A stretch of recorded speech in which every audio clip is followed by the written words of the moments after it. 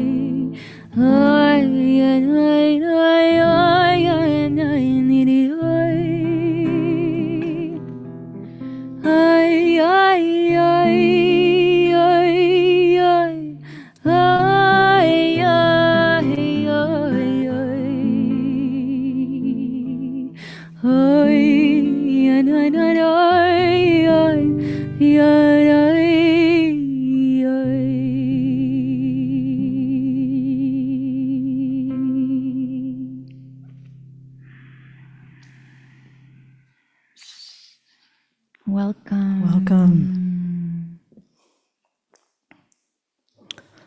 So welcome everyone. It's Shavuot. It's a festival. Woo! I'm Rabbi Karen. I'm here at the Woodstock Jewish Congregation, and it's really my honor and pleasure to welcome you all here tonight, for those here in the room. And we also have people joining us. See that little camera in the back? Wave, yeah. Joining us remotely. So there is coffee in the other room, so if you need a little pick-me-up. Some of us will be here all night, but that is not a requirement. So, but hope you'll hang with us, maybe at least till midnight.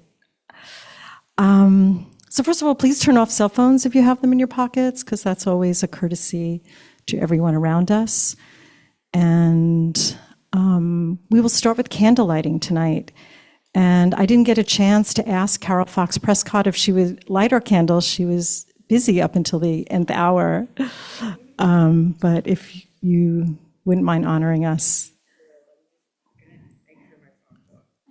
Great.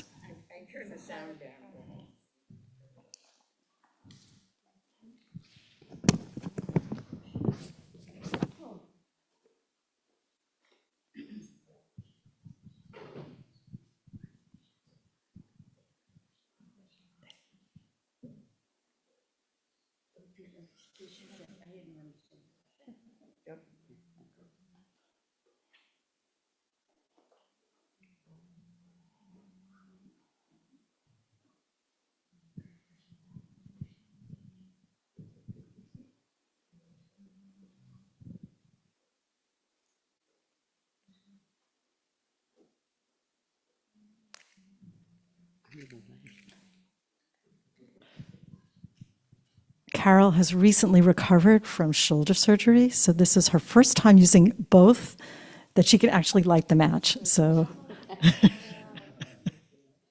Recovering, please.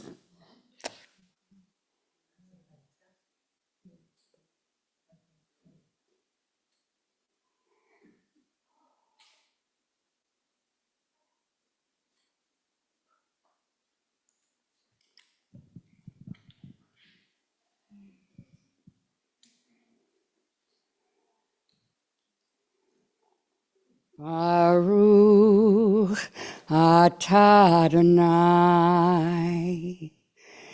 Eloheinu melech haolam asher kiddushanu b'mitzvotav Vetzivanu lechadlik ner, lechadlik ner. Shel Shabbat.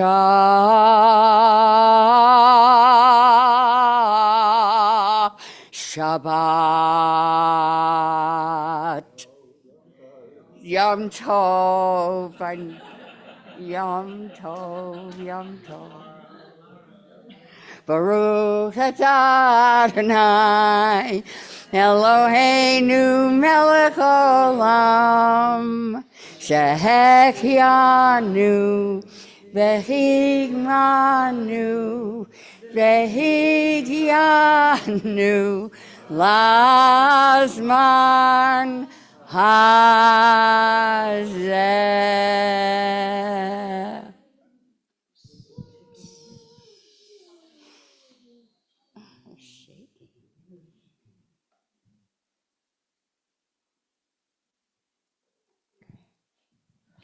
Beautiful. So let's just sit for a moment in this candlelight as we let go of all the things we did today.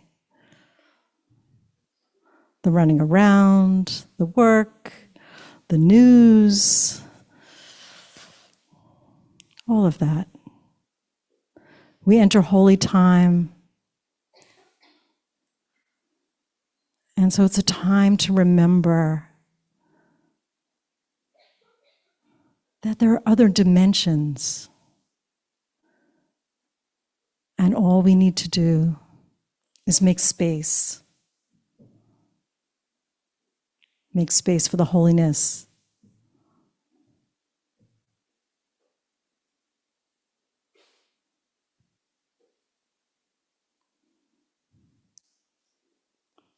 Beautiful. All right, we're going to turn the lights on. It is going to be a shock.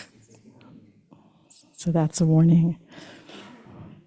But I have it on good authority that we now know what the problem is.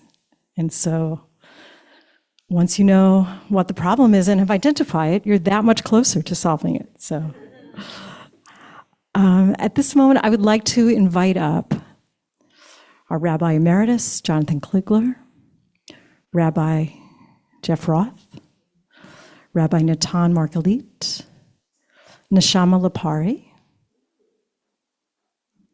Yeah, please, be my honor. And Ruth Hirsch. Yes, so we will get you some help.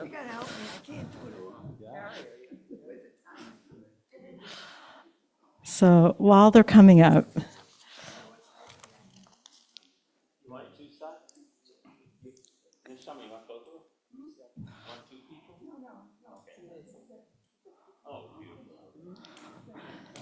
so the idea behind this evening came to us from Iron Press, that they've just republished on the 50th anniversary of Reb Zalman Schachter Shalomi's first book, called Fragments of a Future Scroll, Hasidim for the Aquarian Age. Now, of course, that sounds a little like the Aquarian Age. It's like, wow. But in a way, this is the time that he was thinking about. This is, the future scroll is now. And so it's been a very interesting process of receiving the book, of reading the book, and thinking back now. I'm told that Reb Zalman loved Shavuot, one of his very favorite holidays. And so one of our original thoughts for this day was called 50 Days in 50 Years. And so there's something very special in Judaism about the number 50, about reaching this time. It's called Jubilee in the Torah, and a time of culmination, and a time of return, and a time of redemption. So it's Shavuot, like an extra Shavuot. Shavuot is 50 days, the Jubilee is 50 years. So anyway, we were told about the book, and then we thought, in our community, Reb Zalman has directly touched many, many people. And the Woodstock Jewish congregation would not be who we are if not for all of this influence. Now, I'll have to say, I I've only received this secondhand.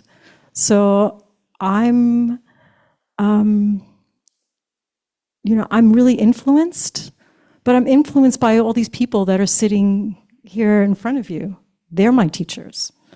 So the opportunity to invite some of my teachers here to talk about Reb Zalman and the influence in this area, particularly Elat Chaim, which I know is very important to very many people, some of whom are in this room, many of whom actually maybe live here because of their time at Elat Chaim, and that brought them to this area. So anyway, I think everybody's now ready, and I will turn it over to you. So what we're going to do, I'll just say, so what we're going to do is we have our invited guests who are going to tell some stories and tell something about their experience and have a conversation. And then when this section is over, we will invite anyone who's here in the room with us, if they want to share a story. We'll invite you up to do that. And I also have a few for people who could not be here present with us today, so I'll also read a few stories and memories that they've sent to me. I'll do that after. So we'll start with this, then we'll do that, then we'll invite people in the room to do some sharing. And so it'll be about an hour and 15 minutes or so, something like that. So I just want you to know how long this section is planning to go. Then we'll take a little break. We will make Kiddush and say the motzi, and then we'll take a little break for something to eat. And then we have some more sessions happening here in the room after that. So Reb Natan will do a teaching with us, and Rabbi Jeff Roth will do a teaching and meditation with us, and that'll take us up to about midnight. And then we'll have other things going on here in the building through the night and also outside. So that's basically the map of the evening. And then at about 5:30, we'll have our sunrise service. So if you're not spending the night with us, I hope you'll come back. And we'll have a full breakfast after that at about 6:30. So that is the plan. Okay. Well, in between, we will have musical interludes in between each of these moments. And that's all. Very good. Okay.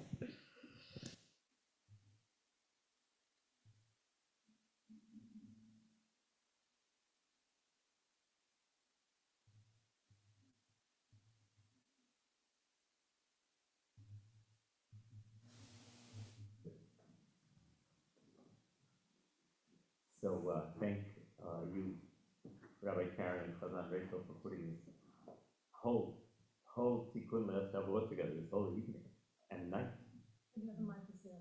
The other mic is there. We'll pass that around. So Rabbi Zalman Schachter Shalom, affectionately known as Rebbe Zalman, was a teacher and part of everyone's life up here in a big way, and I know for many people who are gathered. And in the limited time we have, I'm going to encourage everyone to tell stories as much as possible. Not super long ones, but so we're going to create a collage of stories to remember and bring joyful, amazing presence into our midst. I'll begin just by saying that when I came to Philadelphia to go to the Reconstructionist Rabbinical College in 1985, that's when I met Reb Zalman. He was on, and he was one of the main reasons I wanted to be there, so I could learn. And what I'm going to say isn't a story, but I just want to explain. If you have enjoyed the quality of our prayer services here at the Woodstock Jewish Congregation over the years, you have Reb Zalman to thank for that. Reb Zalman taught what he called davenology. This mic's not working too well. I turned it off. You want to?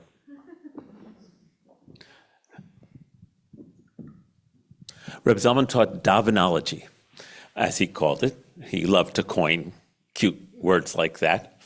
And it was how to pray, but how to pray in a way that would be transformative. And I learned from him. And I brought what I learned to the Woodstock Jewish congregation. So if you want a sense of the transmission, think about services here and what we did to lift the words off the pages of the book. And that's just one of Reb Zalman's contributions to the revival of spirituality in Jewish life, which was his desire and goal. And so I think I'm not going to be too systematic, but I do want to invite Rabbi Jeff Roth to speak first about his relationship with Zalman and the creation of Elat Chaim, which Jeff co-founded with his partner Joanna, and how Jeff manifested so much of what in the world of what Reb Zalman wanted to bring into the Jewish world. So let me give the mic to we'll just pass this one around. We'll just pass that one around. This one works? I'll hold that one. Okay, good. The other's working now too. Oh, give me that one. But let's. There, got it. Yeah. Close enough. Go ahead, Jeff. Okay, well, I've been amazingly lucky in my life. And meeting Reb Zalman was certainly one of those things. I was lucky enough that my first living girlfriend broke up with me in 1979. So I needed to leave New York City. She had taught me how to be a camp director, so I was already involved in being a camp director. So you can see that already the tie into Elat Chaim. I actually been leading away from home retreats since I was in high school. That's just somehow what I did. But, so I was lucky enough she broke up with me, and the job that I got was in Portland, Oregon. And Reb Zalman had essentially had family in Portland, Oregon. His wife at the time, Ilana, was from Oregon, and so there was a core of people. When I got to Oregon, there were a core of people that were already starting a Jewish renewal Chavuot.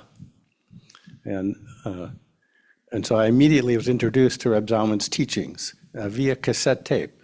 And so in those days, that's how we learned cassette tape. And then we invited Reb Zalman. So I was there in September. Like in May, we thought, okay, let's have him to come and do a Shabbaton. So I got to meet him in person.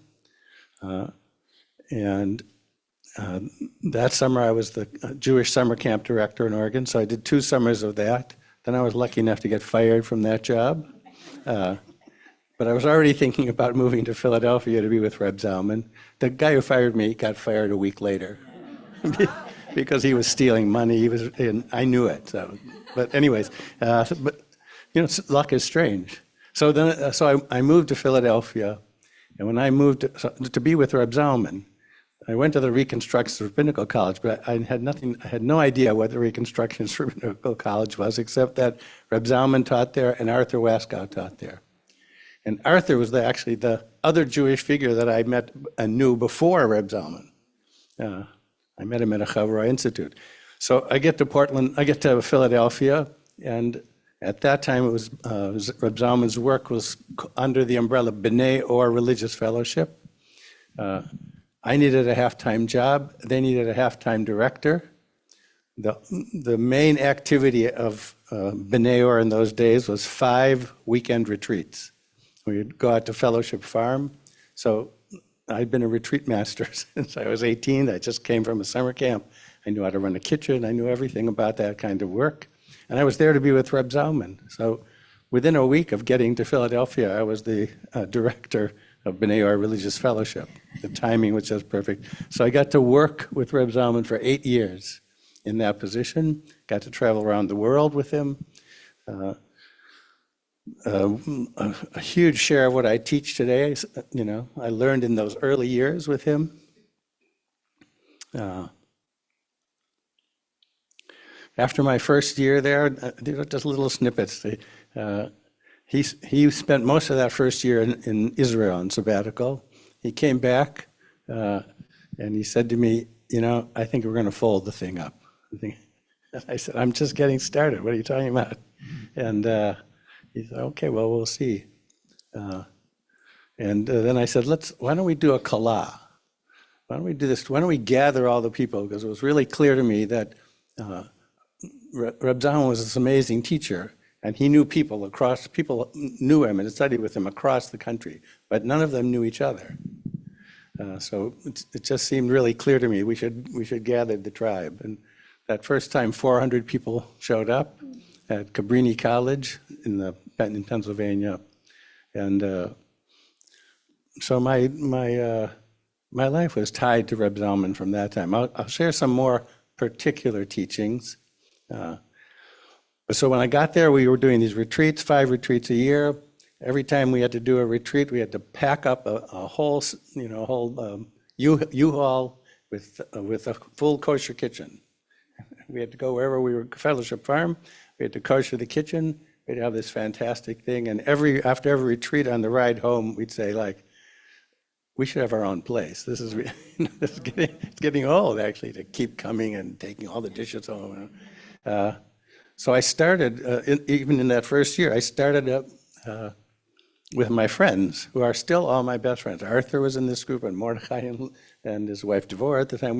We actually started the idea of creating an intentional spiritual community. And we met for 2 years thinking about that. So my plan from the time I got there was to start a retreat center and a live-in spiritual community as soon as I finished rabbinical school. So that's what I did. There's a lot of amazing stories, but there are a lot of amazing people here who've heard some of these. Say a little have more their own about stories. that center, about Elat Chaim and its origins. What year was it? Just so Yeah. So the first summer, so I graduated in 1990. We moved up to the Woodstock. I wanted to live in the Rockies, and Joanna wanted to stay near her parents and family. And so the best we could do was the Catskills. And It ain't the Rockies. yeah. And it's not Sullivan County. So we looked at Sullivan County, but this was more interesting here. And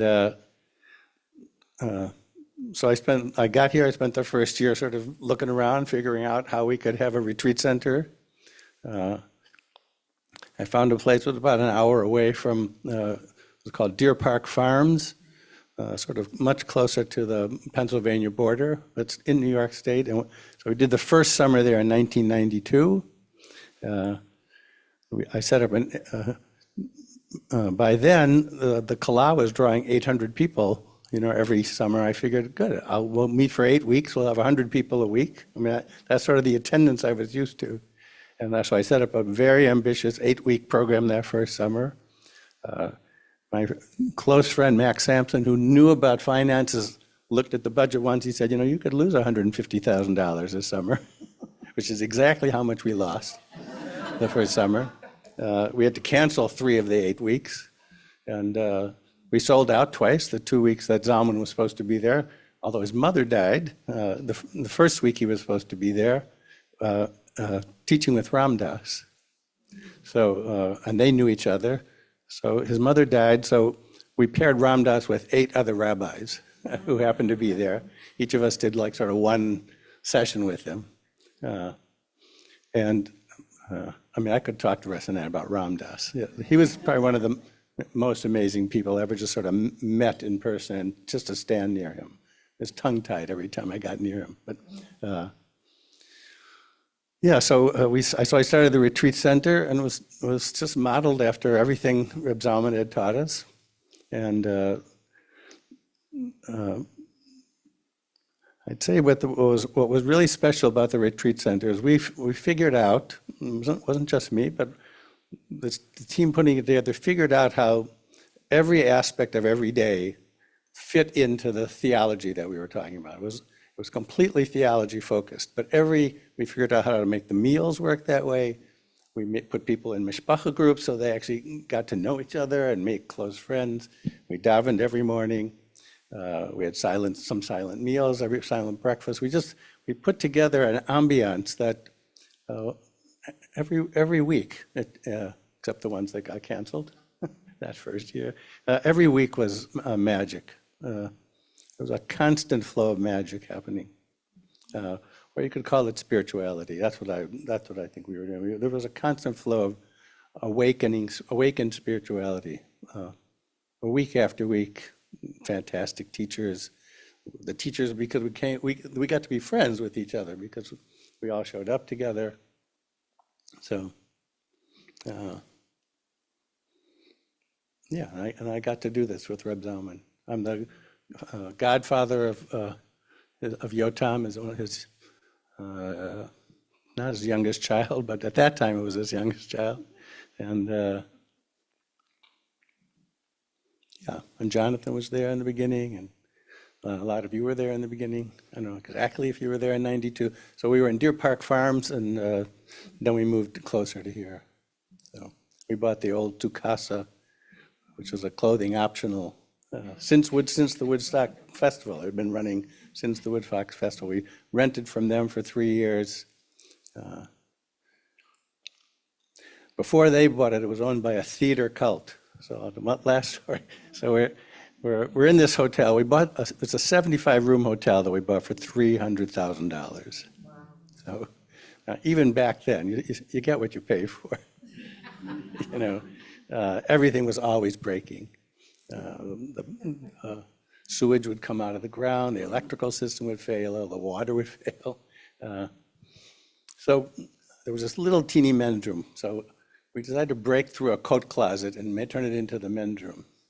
So somebody goes into the coat closet to start breaking down the walls, and the whole coat closet is steel lined with drop ceilings and drop floors and a trap door into the basement.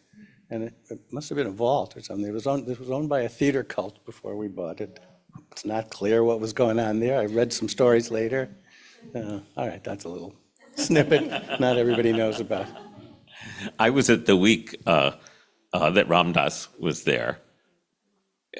Carol was there taking the class that I was teaching with Mordechai Liebling and Dvorah Bardnoff and Bobby Brightman, all absolutely central people, along with Jeff, in creating the Jewish Renewal movement that was the expression of Reb Zalman's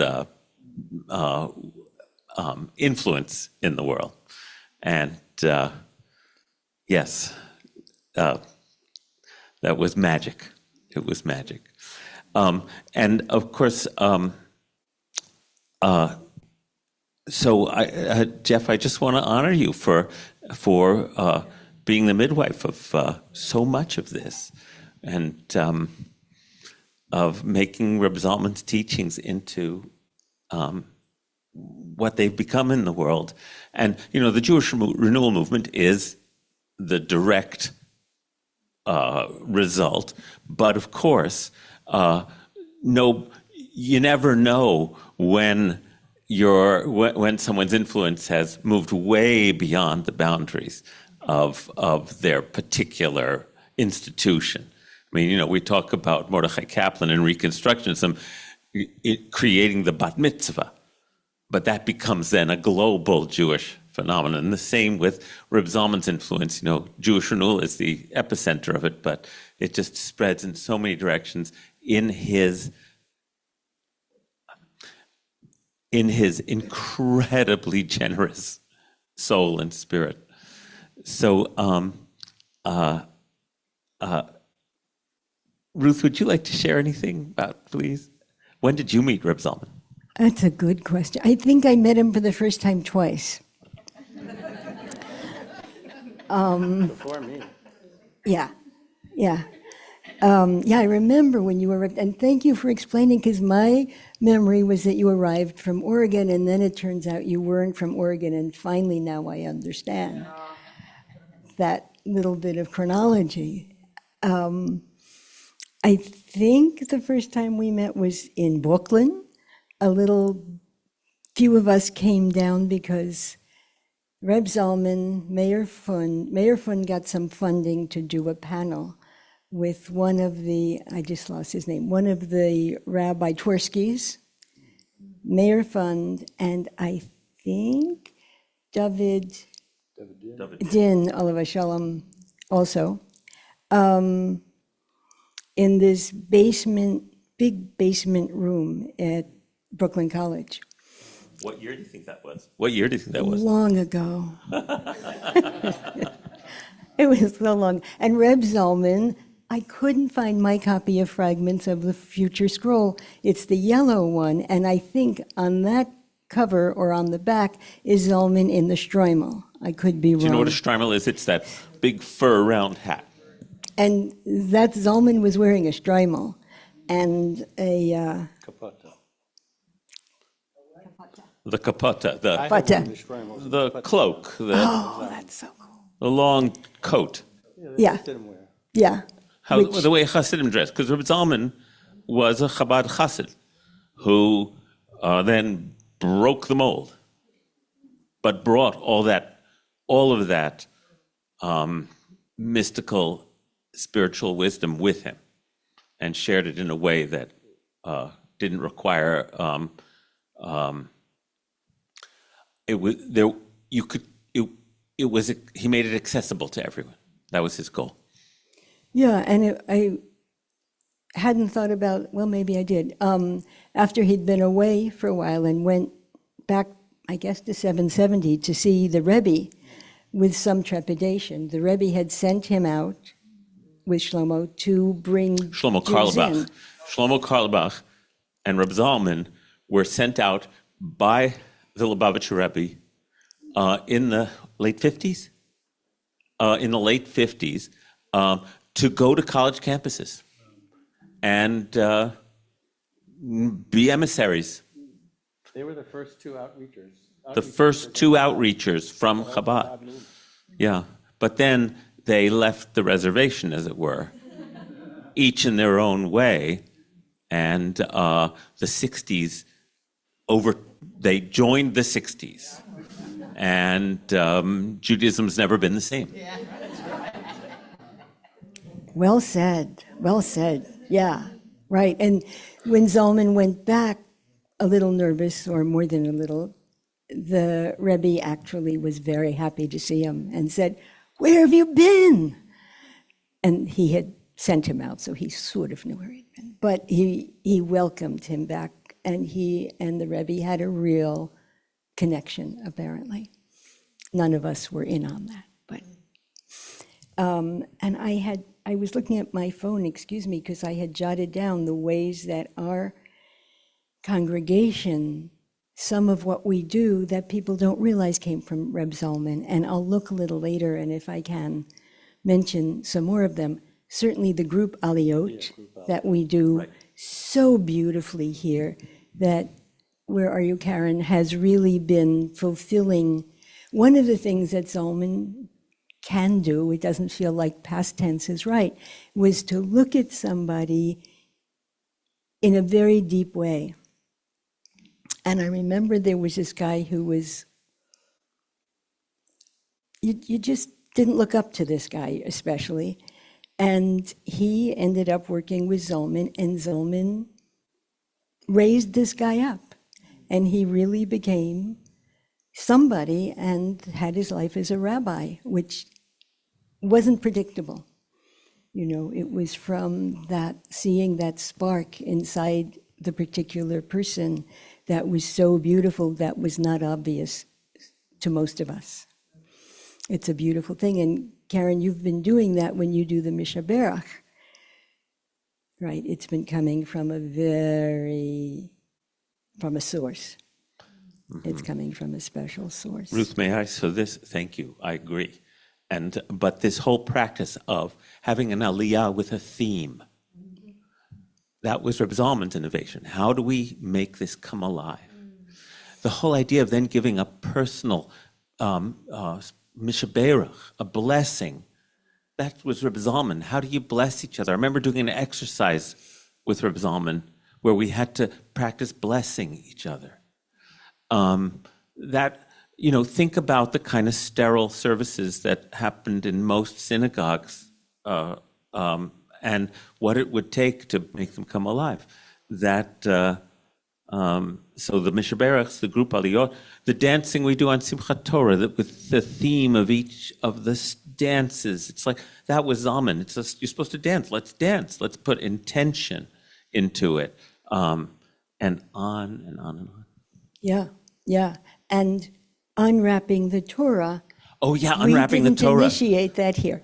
And that, the first one I saw was at that early Elat Chaim, and do you remember what, I don't know geographically where it was. It wasn't in Accord. The first Elat Chaim? And at it was past Simchas Ellenville. Torah. Somewhere out there, yeah. What you call Deer Park, yeah. Well, we didn't do Simchas. But I don't know if we did it at Sachs Lodge. Oh, that's possible. Oh. That's possible. That's where Simchas. That's possible, and that was the first And Donna, time. didn't we unroll the Torah at Fellowship Farm? Oh yeah. Yeah, so before that, outside Philly in the Quaker Retreat Center, that idea of unrolling the entire Torah. Thank you, Karen. Which is very, very difficult for a lot of very observant people. That's a Right. real- Everyone's touching the Torah. It's like, but man, is that powerful or what? Yeah, that was, so thank you. That's where it was, out at Sachs Farm, at Sachs Lodge. That makes sense. That was and yeah, we did a lot of retreats, although somebody told Zalman they should be called advances. They should be called advances, not retreats. Yes, anybody who's been to IMS, a silent retreat anywhere, would be pretty stunned at those retreats, which were not silent at all. This is a rather wonderful book, if you don't have it, of Reb Zalman stories from various people. And I brought some things of Reb Zalman's writings that are not, formally published for folks to look at, since we'll have a break, it turns out, that folks can take a look at, including, I hope, a picture of Zalman and Ram Dass. And an early, it may just be one early thing done in, what did you call it, point typing from the old computers, the old printers, dot matrix. The Shema in dot matrix, Zalman's Shema in dot matrix from. Zalman was a technophile. When he started understanding, he was brilliant. When he started understanding the potential of computers, he was an early adopter. And he loved tech, what you could do with tech. He was endlessly curious. Yeah, one thing, I don't know why it didn't happen. He wanted to have the mezuzah play the Shema when you touched it, and that.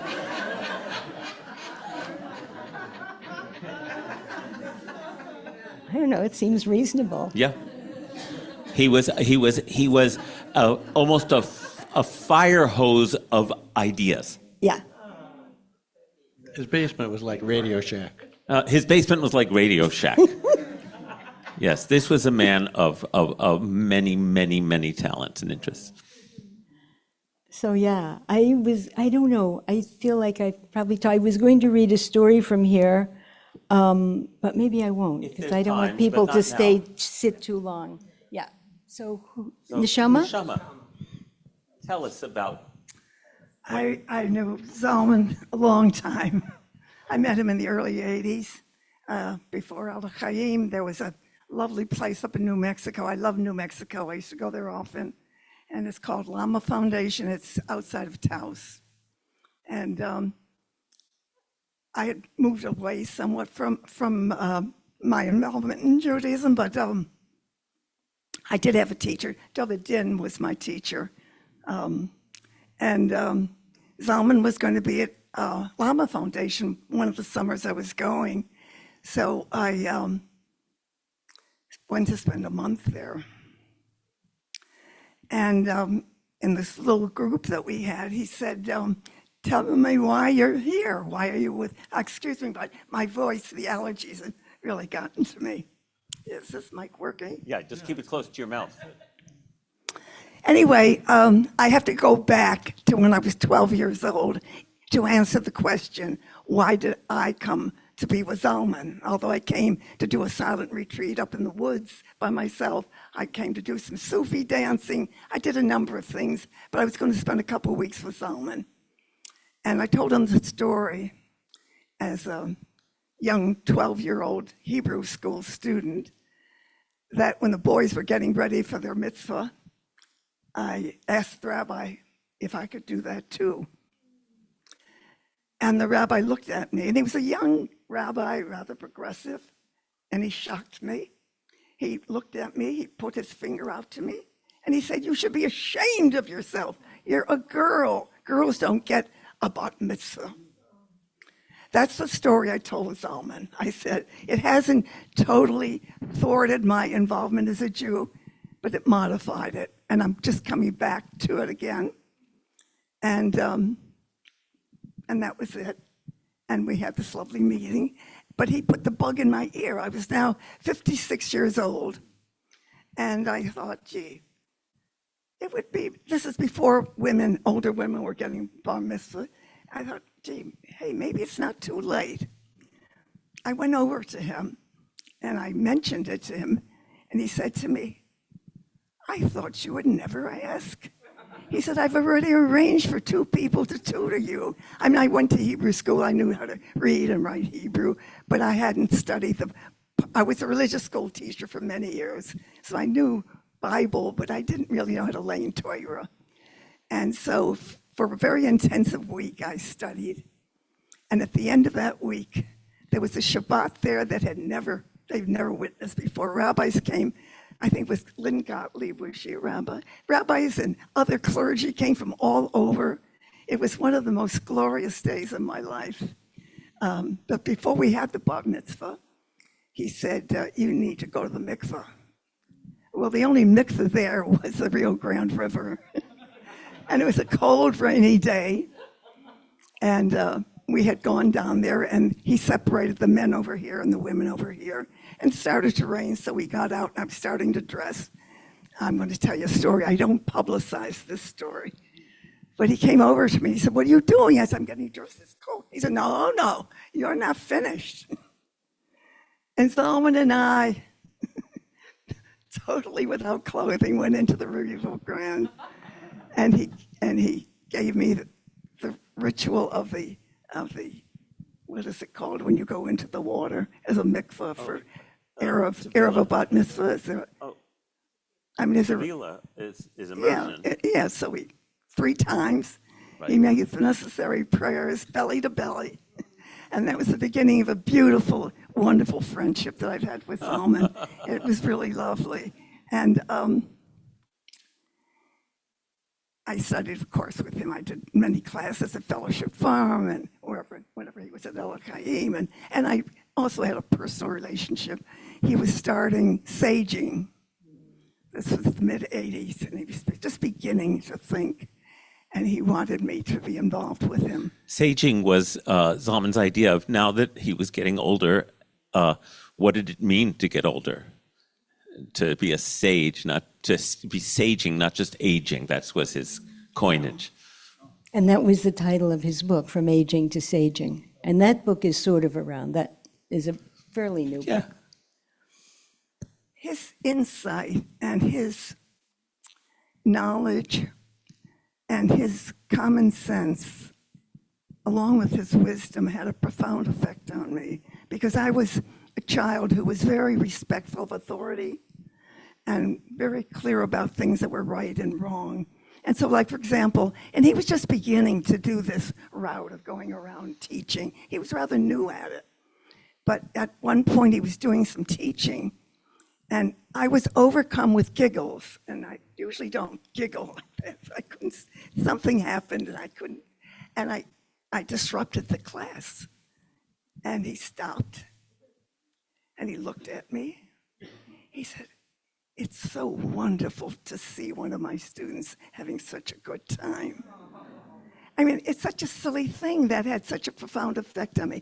And in other ways in which he broke the boundaries about right and wrong, appropriate, inappropriate, and just a beautiful human being. I could go on with a lot of little stories about him, but I won't do any more of it tonight. Thank you, Thank you, Neshama.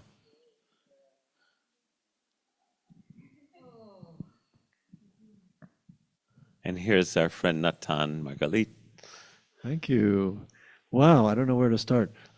One thing that's just coming to my, because you talked about bat mitzvah, and I just learned this last year, because my mother, who's similar age to you, told us that she was like the third woman to have a bat mitzvah. I didn't even know that, and they were gonna like do all these interviews with her, and she's like, no, I don't want her, because she was at Fifth Avenue Synagogue with Milton Steinberg, who must have picked it up from Mordechai Kaplan. They were collaborating. Milton Steinberg was Ira Eisenstein's closest friend and mentor, and one of the very early proponents of Mordechai Kaplan's teachings. Right. So anyway, so that was my mother. So I don't know where to start. I'm ashamed of my first encounter with Reb Zalman. I've never told the story. Okay, let's hear it. I was in Israel, and I was one of the leaders of an Orthodox education program. This was in Natan's very Orthodox phase. Right. So I had an Orthodox phase. This was back in 1983 or so. And one of the students in this program had said, you've got to invite this guy. It's my teacher. It's Reb Zalman. And I never heard of Reb Zalman. So he's around here. He's going to be around here. You've got to invite him up to teach. And I said okay, sounds great. So I called him Reb Zalman. And then the head of the program heard about it, and he said, "Oh, Zalman Schachter? No. He's a destroyer of Judaism. This is an Orthodox program." So to my shame, I had to call up Reb Zalman back and said, I'm sorry, I made up some excuse, something didn't work. And Reb Zalman obviously knew what happened. So that was my first encounter. Wow. That was my first encounter with Reb Zalman, and it was a few years before I had more encounters with him. Probably the highlight of my encounters with Reb Zalman was at Elat Chaim, where, if people know, Ilana is my holy wife. And so we got engaged at a Simchat Torah retreat with Reb Zalman. I was there. And he gave us a wonderful bracha, gave us many brachot, and wonderful bracha. One of the brachot I remember that he gave us was, I'll say this in Hebrew, he said, you should build a binyan adei ad, which to me was which means you should build, it literally means an everlasting household.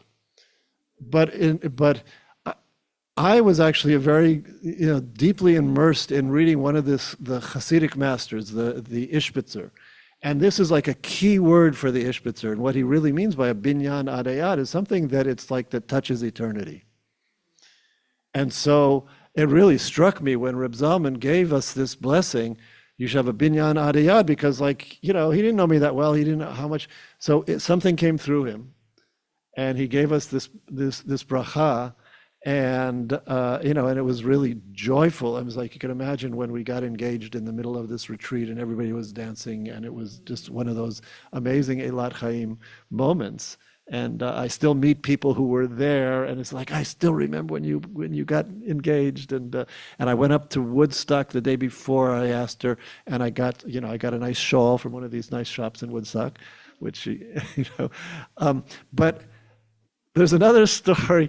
There's a few stories that this is actually not a story that I heard this story secondhand. I heard the story from Rabbi Hanan Feld, alav shalom. If anybody knew, Hanan Feld was the mohel in Berkeley, California, and he was at the time. So he told this story that he was at the time just starting with his work as a mohel, And, it was fine, it was good, but, it's like he was not that experienced. And he was it was all fine. There's no tragedy in this story here.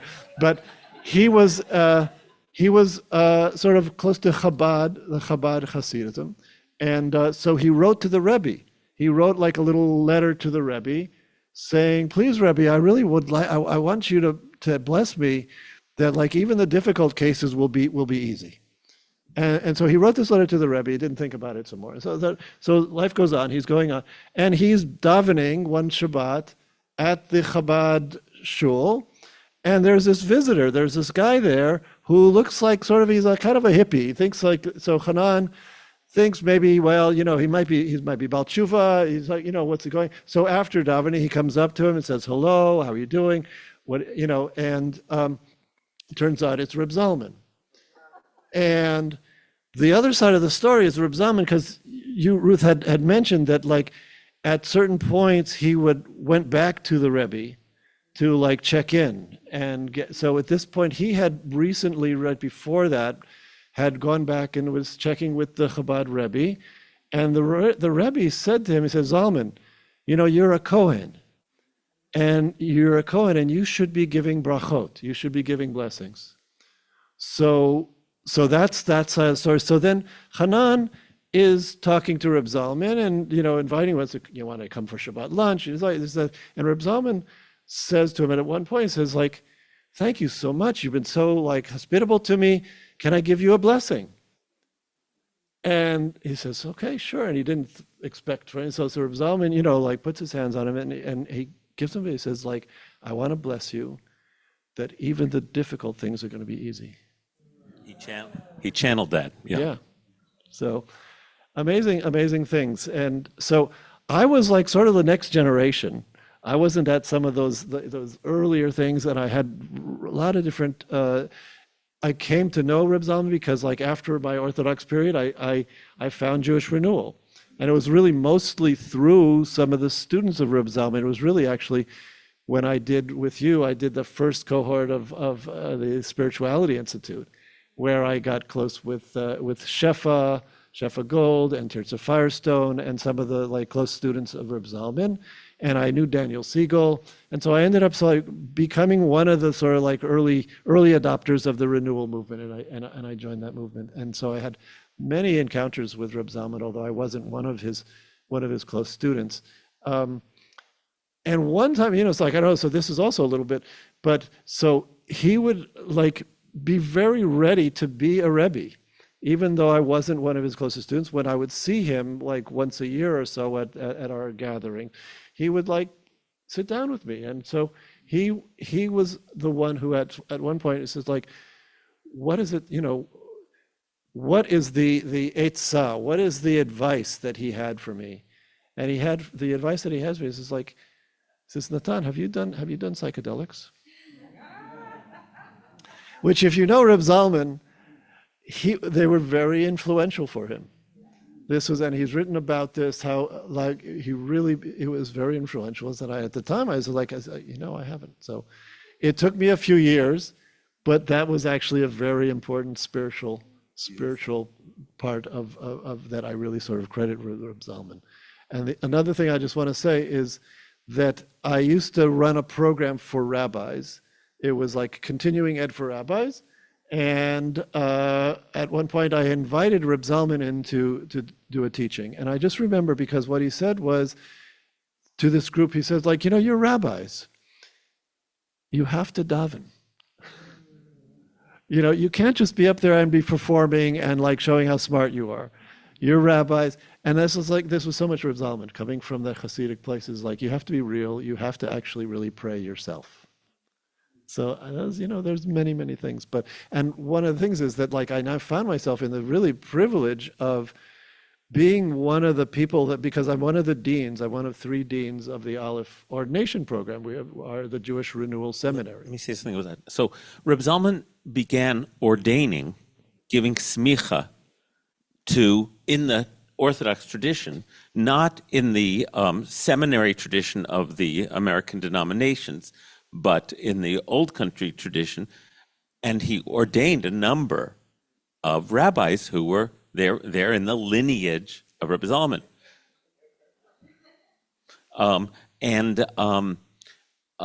As both Rabbi Zalman aged and as the number of rabbis burgeoned, it was time to create an institutional framework to continue that lineage. The Aleph ordination program, that's where Natan serves as one of the deans. Right. So exactly. So yeah. So I had been in. Oh, and that's where Chazan Rachel got exactly. her ordination. That ordination, right? So it's just so you get the sense of how this is all. Yeah, we're all together. tied in together. So he, at some point, they said, like, Reb Zalman was like, you're going to hand this over to Marsha Prager, Rabbi Marsha Prager, who was then took over as the first dean of the Aleph ordination program, and she built this program for 20 years, and so it's really a privilege to be part of this lineage. And I joined the VAD, the ordaining committee in 2017. And we're in like the next generation, mostly of students who have never met Reb Zalman. And so that's the job, is to, like, how do we carry it forward from the people, all these stories, to people who knew him, to the people who are getting it in the next generation. Thank you.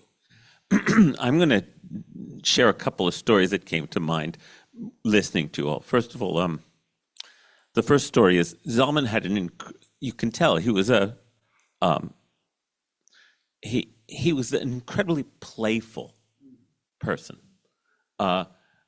And so on Simchat Torah once at Fellowship Farm, in the morning service, we're doing the hakafot. Remember, you walk with the Torah around 7 times. You do seven wonderful circuits of dancing with the Torah. And at Fellowship Farm, there was a, what do you call the playground equipment that you push around and around? It wasn't a merry-go-round. It was a piece of, yeah, but this was a big one.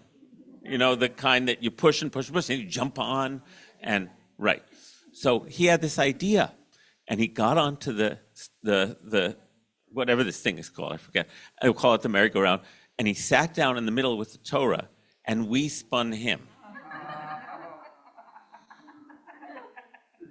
And so the Torah was going, we were all, so that's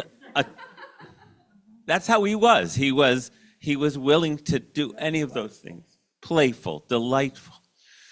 Also, you mentioned the Lama Foundation. Ellen and I, when we got married, Ellen's from New Mexico. We got married in Santa Fe in the synagogue. It was 1988. And Reb Zalman happened to be at the Lama Foundation. And he heard about the wedding, and he came. And when the dancing was going on, he told me to get up on a table, and he put me on his shoulders. And I got not a piggyback ride, like shoulders. And we danced at my wedding with Reb Zalman. And Ellen has a story too. Do you want to tell it, Ellen? Come.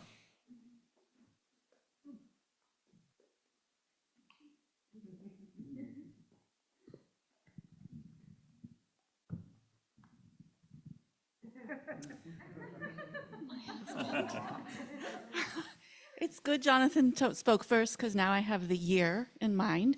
It was 1988, and Zalman was at our wedding, and he essentially cornered me at one point in the dancing and said, "You are the center of the energy of this day. You must give me a blessing. It is your job." And he stood, and I was unqualified, but I rose to the occasion in some way. I don't remember what I said, but I remember the just being taught so dramatically and personally the power and the position in that ceremony that the bride has. And he was honoring it in me and asking me to do what I didn't know was what I was supposed to do, and then I did it.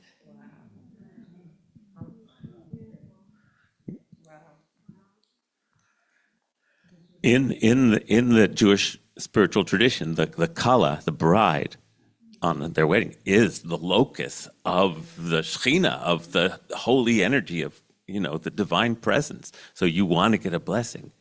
And we learned that from Reb Zalman that day. Breaking tradition, I have a good story I forgot. One of the incidents, when I was at Lama over a month, quite a while, and I slept in a tent, and then when we went on retreat, I had to go up into a hut, and you had to do your own thing. I mean, there was nobody was going to help you except they would give you a piece of paper. You mentioned the staples you wanted to cook for your meals, left it at the bottom of the hill, and somebody would bring you the rice, the milk, whatever it was, the dried milk, the water. So the first morning, I'm going to be alone now for 2 weeks, and there's nobody around me. I mean, I'm way up in the mountains, and I hear, and who is there? It's the rabbi. I said, Zalman, you're not supposed to be here. I'm supposed to be. He says, on the first morning, somebody should bring you breakfast. He schlepped up the whole mountain, a whole tray full of food, so I should not have to cook the first morning of my retreat.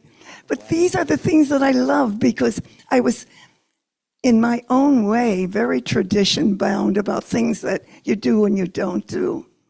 And he so helped me to be able to lean in to where people needed something, whether it was me or the other person. He helped me in so many enormous ways. He was a blessing in my life. And in a moment, Ruth, please. It should be on. Well, turn that up. No. Now it'll be on. Now you're on. Okay, so I'll see if I can remember, but to answer your earlier question, I think we actually met around 1979. Wow. Would have been the time. And Zalman so appreciated you, so deeply appreciated you. And there was that other synchronicity in just a few years ago, right? It would have been the end, no, because he died 11 years ago. At the very end of Elat Chaim being here, Zalman came to us for dinner. And first a little spazieren gehen, we would sometimes talk half German. And we walked out to the lighthouse, to the Saugerties lighthouse, and there you were.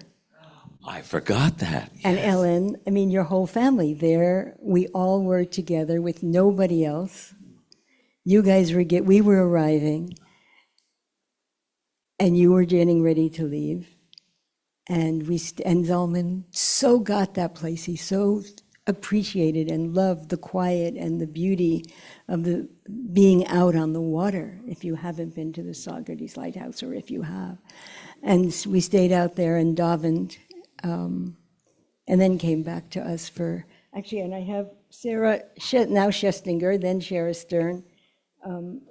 No, then she was Schestinger, took a picture of Zalman at our house here in Saugerties. Oh. And I just today, finally, I have to embarrass to say, finally popped it in a frame because I didn't want to show up here with it. And Zalman was so grateful, Jeff, to you and your loyalty. And he would talk about how much he appreciated that, as you probably know, but how deeply that was meaningful, that you really stuck with him and got him and appreciated him. And we're so loyal. And there's, I think, in this room, probably so many stories. Right, so now we have time for anyone who wants to. Great. Here's the cordless mic, and we're just going to ask you to come up, if you're able to, so that the people on Zoom can see you when you're speaking.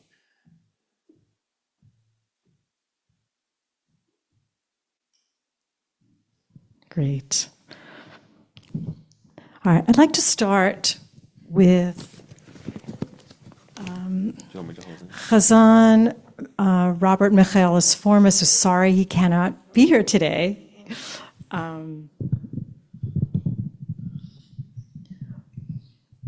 But Ruth mentioned this book. It's called Wisdom from Reb Zalman, Embracing Jewish Spirit. It's been incredible, really an amazing book to read. I'll take it.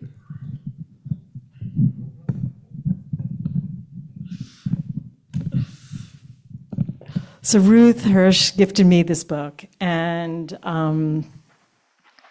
Robert was actually one of the editors. And there's a few little stories here I just thought I would start, because he has told me these stories. And so the first one.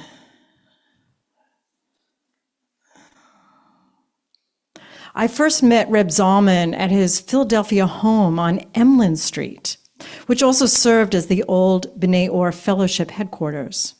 It was the beginning of Hanukkah, 1987, and he invited me to light the first candle of the big menorah in the front window. That began a series of visits and learning and classes and retreats with Reb Zalman over many years. He invited me into a rabbinic track of studies on more than one occasion, but I declined, unable to envision myself in that role in a community.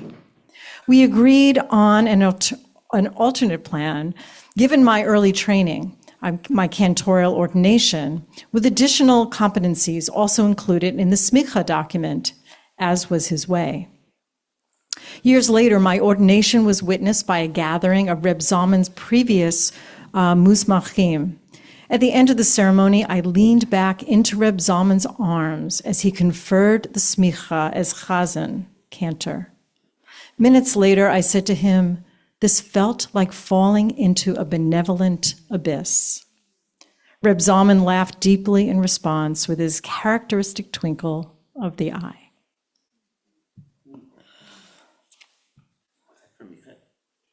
Was that Michaelis Formas? Yes. Oh, beautiful. These are Michael, yeah. And this one. Before an audition for a cantorial position, I had an appointment with Reb Zalman. He served a hearty and yummy lunch, his signature dish, a wonderful vegetarian cholent.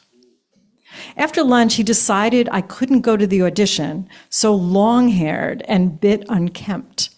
And so he directed me to the bathroom where he lovingly and competently cut my hair. Well, I just happened to have the recipe for that cholent that Rabbi Ellen Treewasser sent me. And so if anybody wants a copy, I can make some copies, and you'll have the copy of the cholent. Sounds a little heavy to me, but, I was actually hoping maybe we would make it tonight, but that didn't happen, so I have that.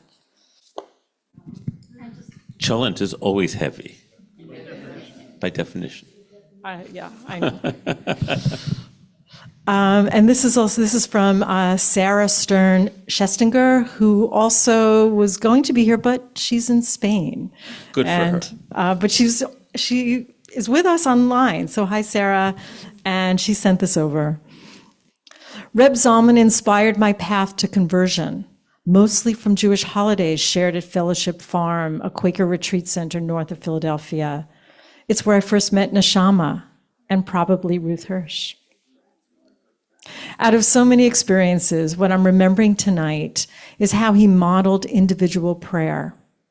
He would pray from the heart and just loud enough for us to follow, his voice fervent, earnest, humble, and full of longing. In the stories within the stories from his translations of Reb Nachman of Bratslav, the heart and the heart of the world longs for the spring, for the source. His teaching affirmed longing for spiritual connection, my longing, and so many others too. In 1976, Reb Zalman was passing through Boston when I was close to term, pregnant with my son Avram. 13 years later, Avram made his bar mitzvah with Reb Zalman. But back to the pregnancy. Reb Zalman made a point of saying that while giving birth, I should remember that there is a bank of energy to draw from when we need help to get through whatever it is. Deposits are put into the bank over and over by those who take on that task. It is its own kind of meditation. May we remember to make deposits, general deposits, on account for anyone who is in need. The Universal Energy Bank is one of my favorite teachings.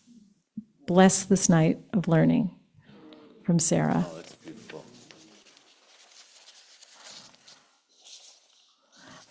Judy Kerman also could not be here tonight and is with us in spirit. And she just wanted to share a few things. Elat Chaim. I think I went twice to Accord. And I also went to Kala in Fort Collins, Colorado, twice. I expected to find Reb Zalman a fraud, but he wasn't. I loved the way he used computer ideas, such as wanting to download himself to the Aleph movement. I was also impressed by his honesty about, even then, Israel and the Holocaust. I don't think he was at Elat Chaim when I was there, but he was definitely at the Kalot. And Rabbi Ellen Triebwasser, besides the recipe, I first went to Elat Chaim in 1996 because Chazan Michael Esformis had mentioned the quirky bunch of Jews he hung around with down in Accord and told me that Reb Zalman was his teacher. And I was curious to find out about both, the place and the teacher. From the first session of Reb Zalman's class, I was captivated. He was such an engaging teacher. We realized that he had a vast store of knowledge, and he wanted to bring us to understanding with both our heads and our hearts. My family had only recently bought our first computer, and here was this man of my parents' generation using computer analogies to help make things clearer. One of the first things I remember him teaching was that Shabbat is not only a list of things you cannot do. The purpose of not doing things resembling work is to leave you the opening to notice and to do things you wouldn't necessarily make time for during the work week. And I think I will stop there to leave just a few more minutes. I see we're handing out the wine and grape juice, so we'll just hold on to those for a moment, and then we'll do Kiddush after we hear a few more stories from the room. Yeah, Meg, want to come up? Thank you, Rabbi Karen. Let me just adjust that. Okay. Oh, a little higher? Oh, thank you. Rabbi Jonathan, just now, when you said, you forgot about meeting out at the lighthouse, I realized they're listening. This has been such a wonderful experience, listening to the stories, and it reminded me of a lot. I lived in Israel from 82 to 85, and I was just so strongly aware of the dichotomy of the religious and the Hashomer Hatzair, the most leftist political group of kibbutz that I was on, and other things. Yet, the people I was closest to who weren't kibbutz, my relatives, they had from Winnipeg, and all their friends were, and I guess he had taught in Winnipeg. So I heard a lot about this Zalman, and I'd come back and visit New York at least every year in those years.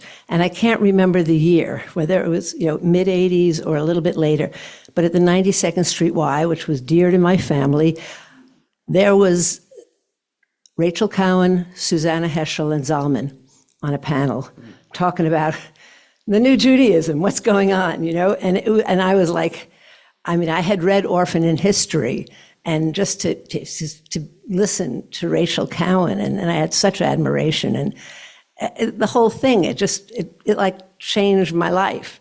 And so I forgot, I had gone to the Lama Foundation, and but what was my closest relationship with Zalman was when, again, I don't remember the year, 88 or 89, my aunt had died. I had to be in Florida, and I don't know if any of you were there, but I know Rabbi Tzara and Yosef were out at the Leibowitzes, And I call it their homestead because it was out in Parkland, and it just felt like you were out, and it was field, and it was Simchat Torah, and we unrolled the scroll, and that was my first experience of that.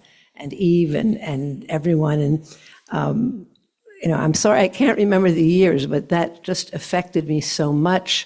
And then Neshama and Dave Tapper, we had a Chavurah Paneor, and Martha Waskow came, and of course you came, Jeff, and I think it was the year 89 maybe, or 90, I was representing B'nai Or at the conference, the World Conference of B'nai Or, like someone came in from Switzerland and people were from all over. And it was like just all these things grew so that it was wonderful that people from B'nai Or, from that group, moved up here.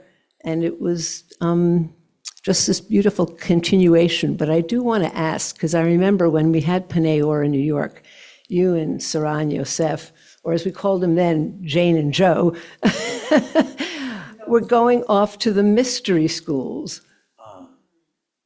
Neshama also attended the mystery school. That's where you met Ellen, who was attending at the mystery school. The mystery school was based on, was it Joan Halifax's mystery? No, Jean Houston. Right. No, yeah. Oh, so I'm sorry, that was not Zalman. No. Zalman created a Jewish mystery school. Okay. Based on the model. Well, all I knew is I was very jealous because that was before my time. But I do remember, Jeff, when Elat Chaim, as you're talking about it now, it makes sense to me. If it was 92, my son was 1 year old because I couldn't remember. I said I wouldn't have gone if he was only, 2 months. But if he was, how many years was it down there? Just that 1 year? Just that 1 year, okay. One year. And Linda Hirschhorn was there. Because I remember I was writing music about my little boy with Linda Hirschhorn. And for some reason, Ellen, I have this feeling like, were you in the child care division? Yes. Ellen ran the child care that yes. summer. Oh, you see, it's like, it's hard to remember all this. Mm-hmm. But I just remember, like, that was you, and I was entrusting my 1 year old to be with you day after day so that I could be in that environment. And it was really, really special. So thank you, all of you, for sharing, because it really helped me to remember, even though I don't have the timeline exactly right. These were the things that were so formative to me, so that when I moved, the minute I moved back to New York, I met Shlomo at Anshe Chesed, and he talked about this new B'nai Or. So I missed the first one, and then that just shaped my life from there on. Thank you so much. Thank you, Meg. Carol, can you come up? It's easier to. That's easier. Just Us shorties. Shorter and shorter. Oh my curiouser God. and curiouser. I'm so deeply moved by this whole thing, the influence on my life. It feels to me always like I had one life up until the time I was 52.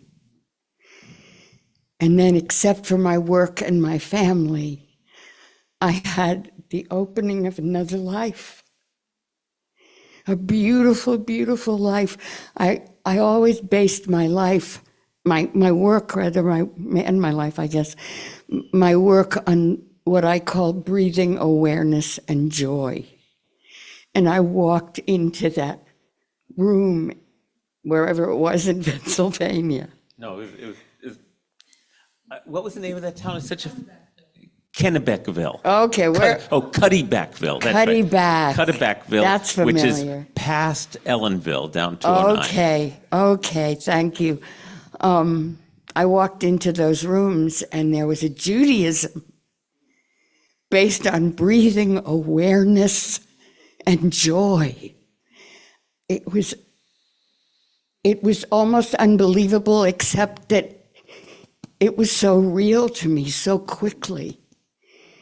And I was there because of Ram Dass. I was there because I was at the conference I was 52 years old and I thought I was the oldest person in the world. And I went to this conference called the first conference on aging.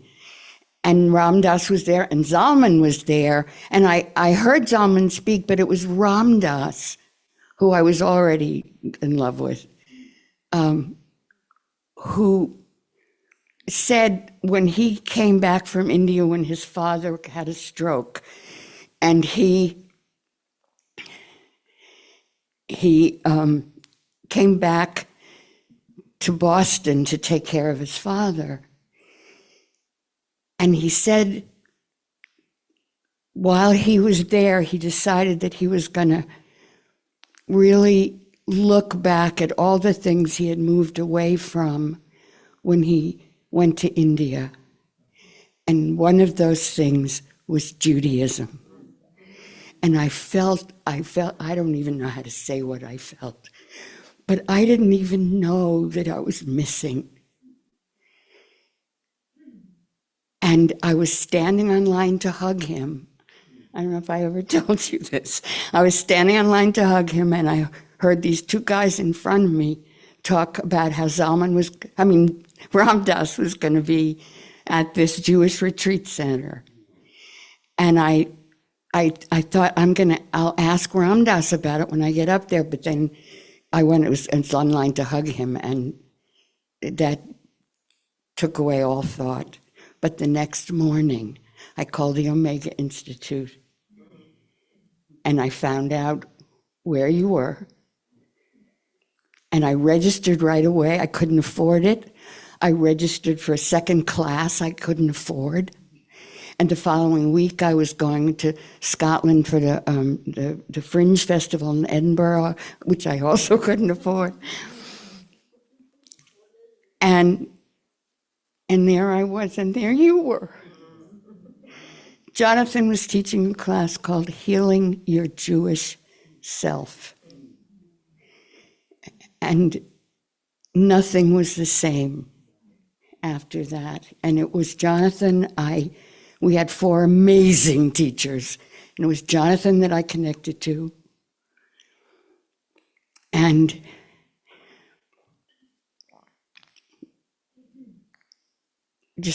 I just two more quick things. And I kept in touch with you. I wrote to you, and then I had come back a couple of times, and then the strangest thing of all happened. But Jeff asked me to teach. He asked me to teach there. And my breathing awareness and joy that I knew in the bottom of my soul was my Judaism.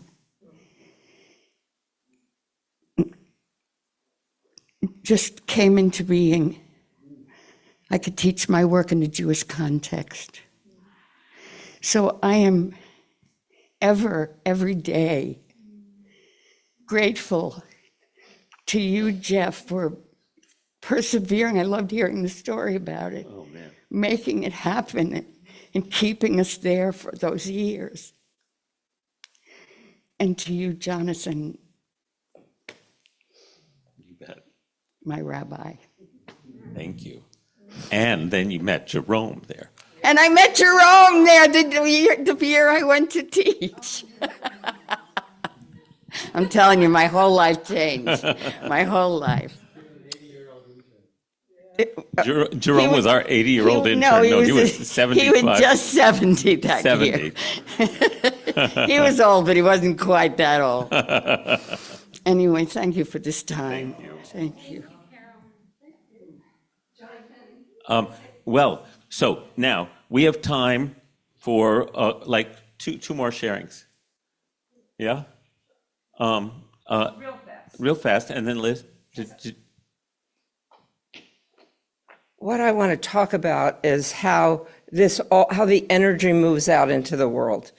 I went to Elat Chaim in the 90s, thank you. I don't even remember why, but I had heard about it, and I went. And what was so attractive to me was the yurt. I had never been in a yurt.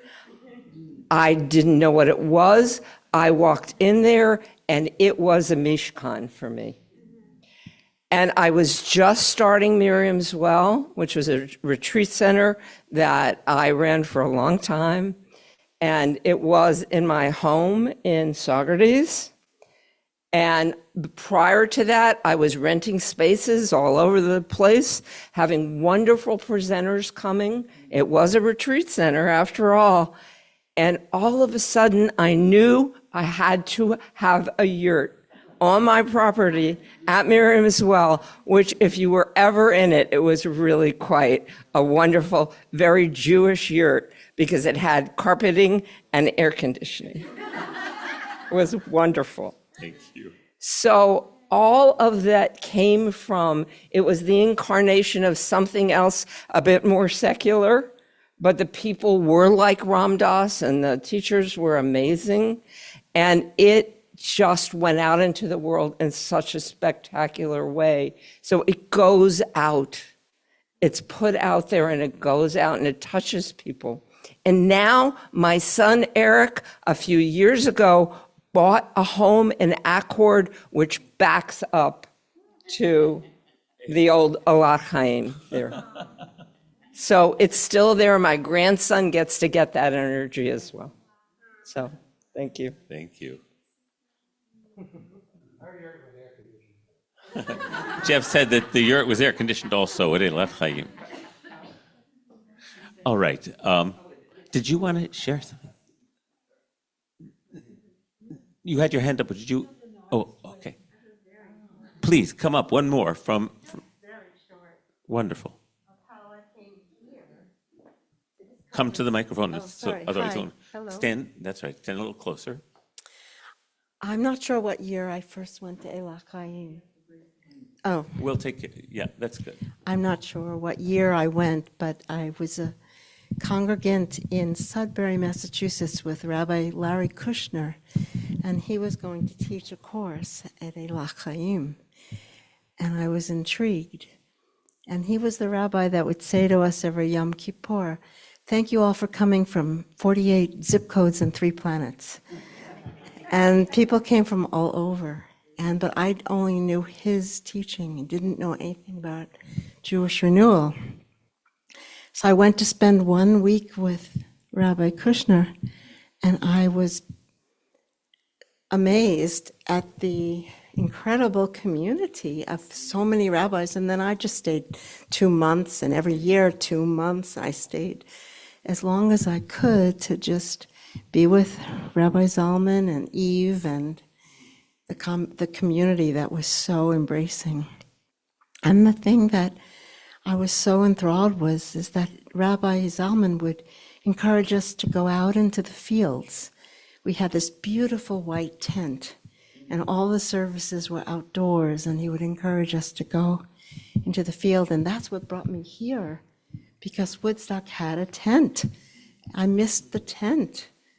And it was just my place to be, to daven in the tent. And that's how I came to this community.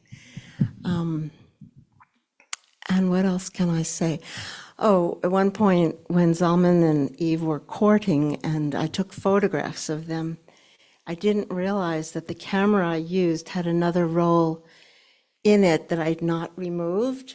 And I was in a cornfield and I was photographing ears of corn and all the leaves because my friend was writing a book with Hebrew letters and she wanted the letters to look like plants. And so I had all these photographs of corn, and then I had all these photographs of Eve, and Zalman interposed or, on top of the corn. And I thought, oh my gosh, I'm going to offend them so much. They loved the photographs. I had corn coming out of their ears and their noses, and it was like, what? You really love these? So it was a great joy to be at Elat Chaim, and thank you, Jeff, for creating that for us. And some of you I know from there, and it's wonderful to be here as well. Karen, I have something to say to kind of So I want to, again, those who didn't know Reb Zalman, he was born in Europe. He was a Holocaust survivor. And he also brought with him both, he came to Chabad Judaism when he was, what, 16? And so he carried not just a traditional Hasidic mystical wisdom, but also a worldly secular knowledge. And he also brought the old country with him to America. And I knew it was very important to him to somehow be the transmitter of everything that was lost in the Holocaust. Again, clearly, this was a man fueled by curiosity and joy, but also he felt the weight of that, and it was important to him. And so I want to honor both the joy that he brought that opened Judaism to so many of us, and it ripples out in countless directions, as many of you have alluded to, and also that how much it mattered to him that we keep being Jewish. So, Jewish and joyful. You'll have to talk into the mic. In looking through things to bring for tonight, I came across a piece. Is it okay? Yeah. A piece that's it was a draft piece because they're his scratch outs and rewriting on it on the Shoah, and maybe I'll give it to you, Jonathan, to have and to maybe do something with. And I had just this week I was looking for something in the computer, and I came across an interview my sister did with my mother about as it was starting up in Germany and what was happening. And so I just wasn't in a place to read what Zalman wrote, and you might be. Thank you. So I'll get that to you. I think that would be good.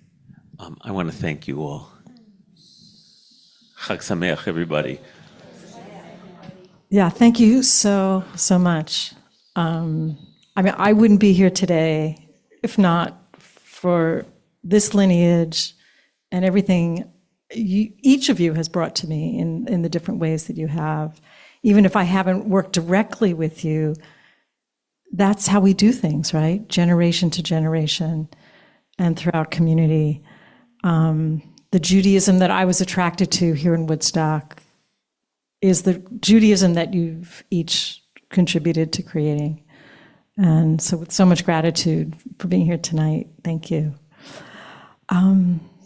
So let's, you're all holding little cups. I will get our cups, and Chazan Rachel will lead us in the festival Kiddush. Yes, the festival Kiddush is 2 pages long.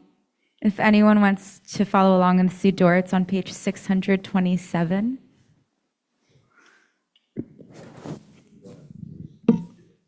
I will, but I'm just saying if anyone particularly wants to, we have them over there if it means something to you.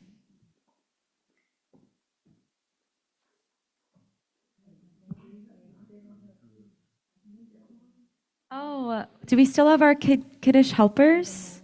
Can we get some wine and juice for our honored panel?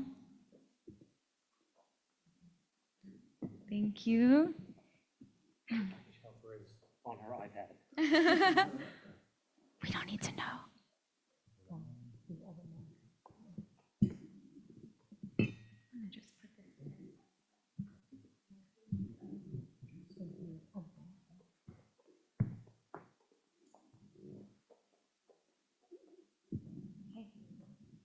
Feels extra special in this moment to say Savrei Chaverai.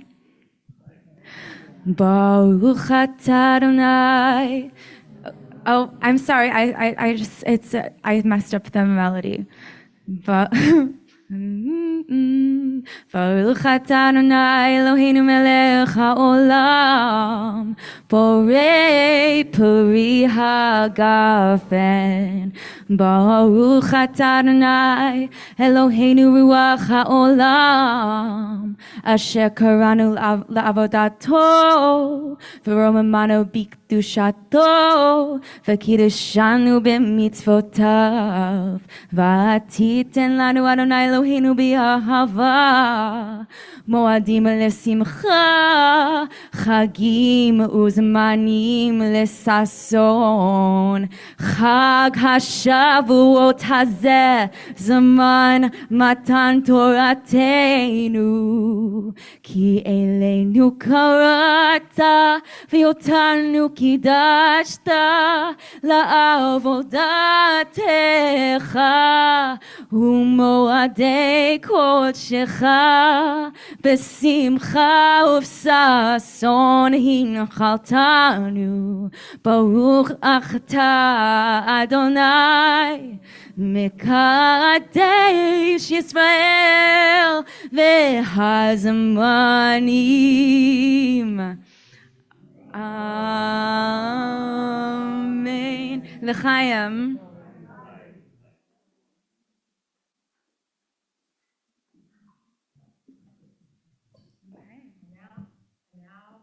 And now the challah. Here comes Guli. So it is a tradition here to get connected with the challah. Is that a Zalman? Where did that come from? To touch someone who's touching someone who's touching the challah. What is the provenance of that tradition? I suspect it comes from there, yes. But that is what we do here. So we will say the motzi, then we'll take about a 15-minute break and then return back here to continue our evening together. Baruch atah Adonai Eloheinu melech haolam hamotzi lechem min haaretz b'tei avon.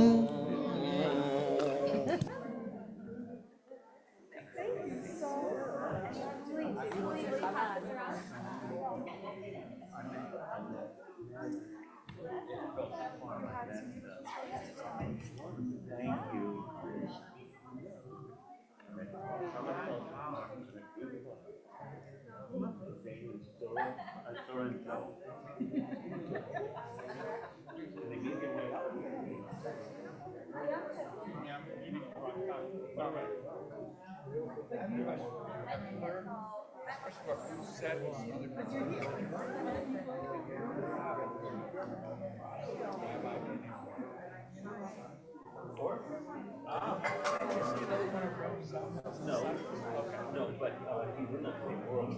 Yes. Well.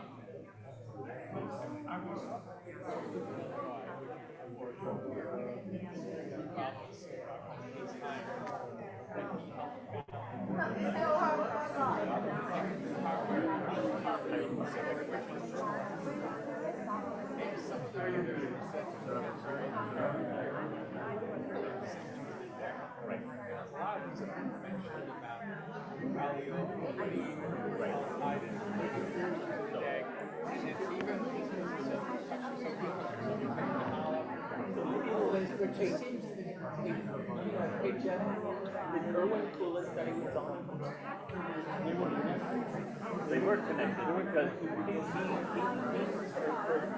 got all this from her initial and haven't. Well, is based in Manhattan. Yeah. So I understand.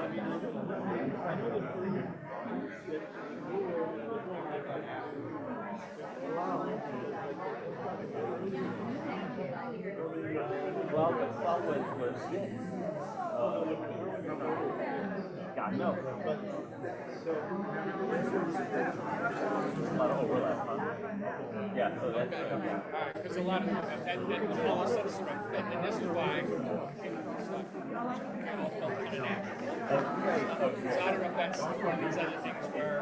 Yeah, exactly. And how it all spreads. Cool. Yeah.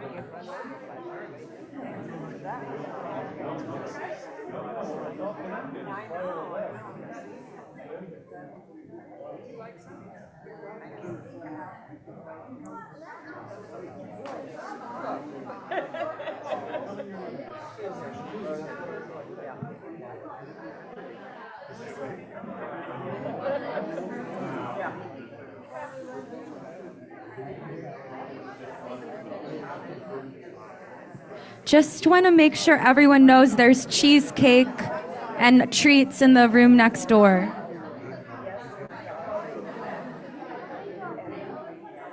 Okay, but only for a little bit.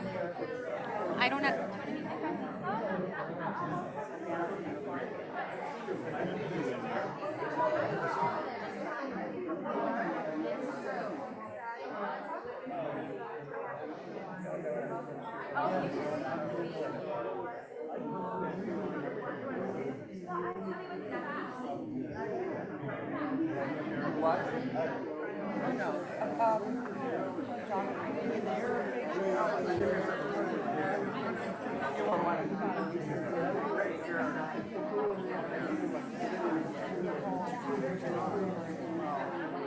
Came from this.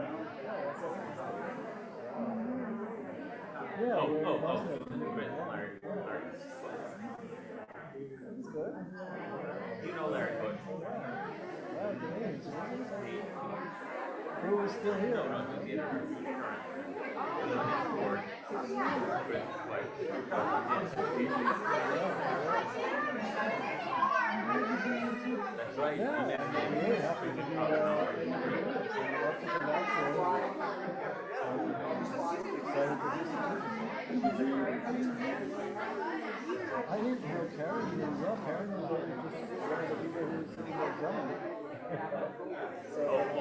All the way. The next generation, well, I mean, I heard theirs. Right. In particular because our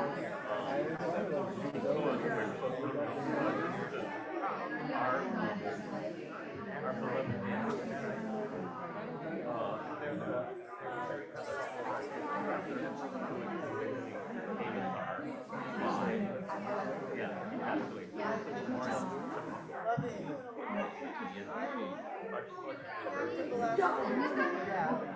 I know, and you're very much.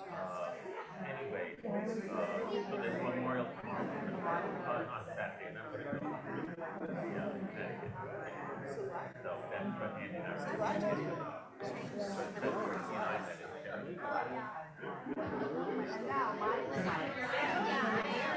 he and I met in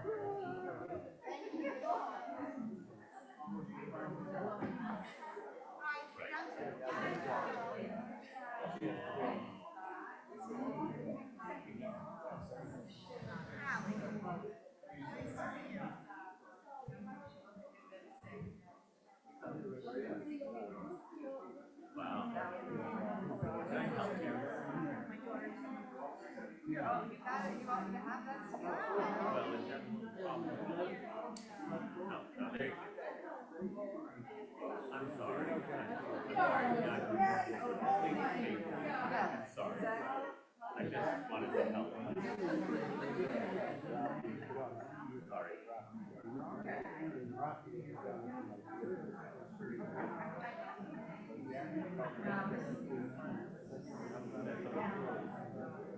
What a nice thing, Karen.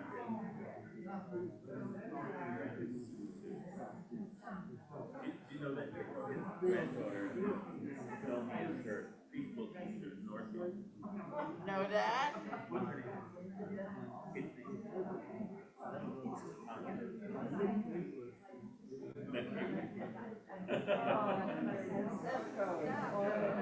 I like it. And we stumbled into a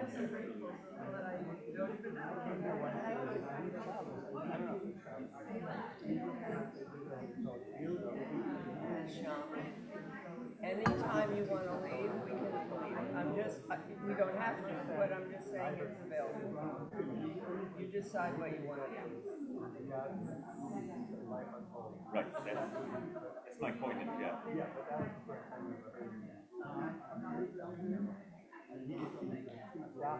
No, it's Bashir. All right.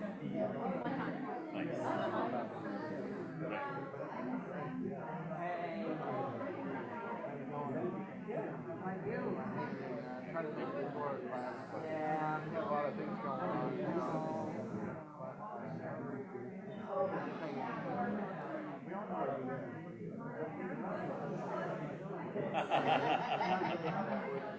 No, it's never unfolded. It would never be this.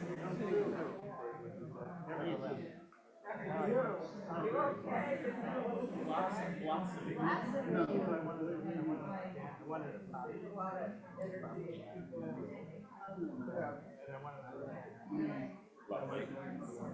Lovely.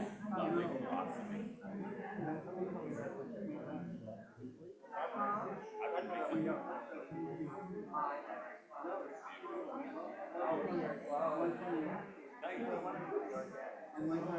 Yeah.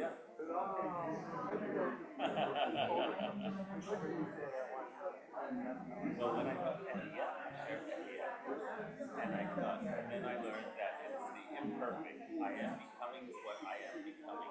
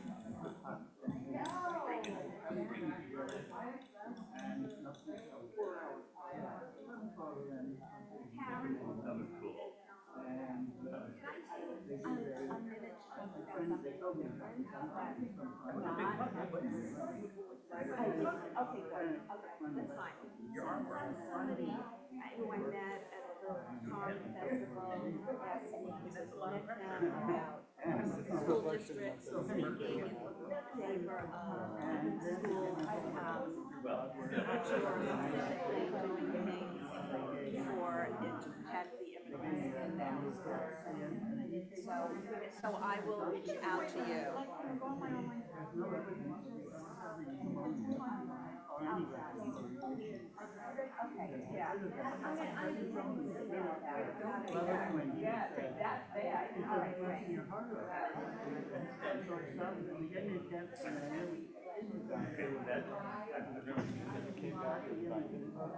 Just like really never experienced.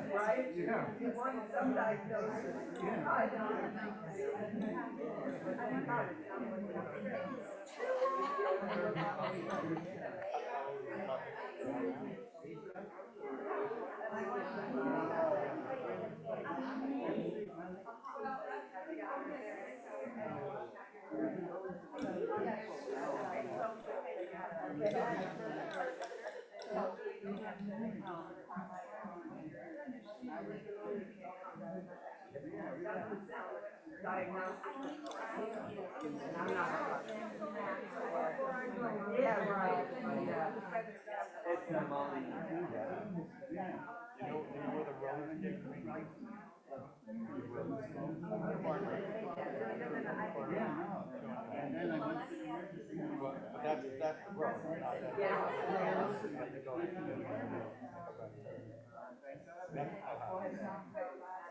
You know where the PX is in the gas station? I don't know. I don't know. Whenever we go, the only thing I know. Oh, yeah.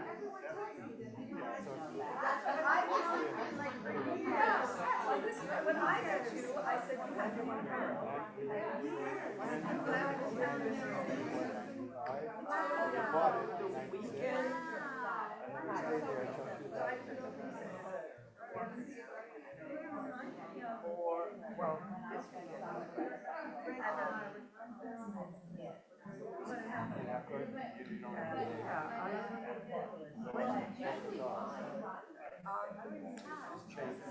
This was a Jewish bungalow town, Red Elm. But it was Chase.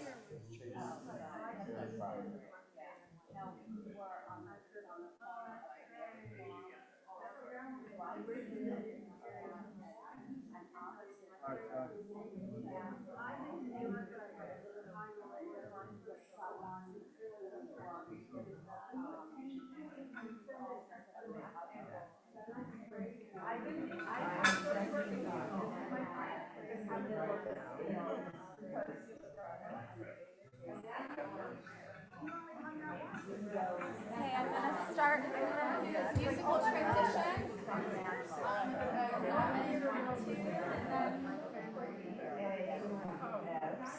And Brenda can like I wrote like directly you put it here but it'll be done.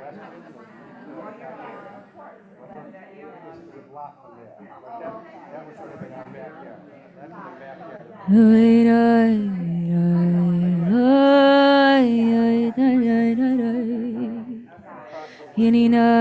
Oh, I need the lyrics. That's close. We're close.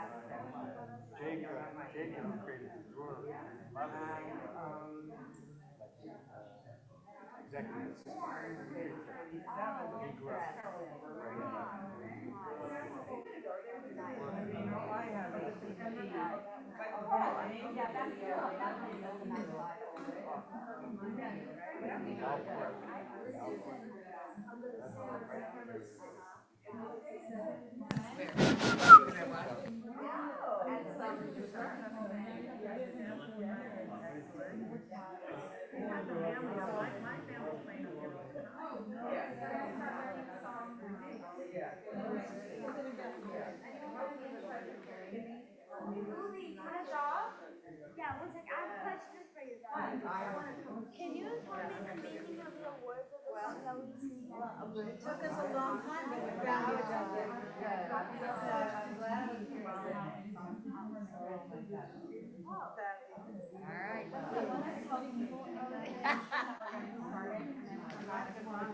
Isn't that great?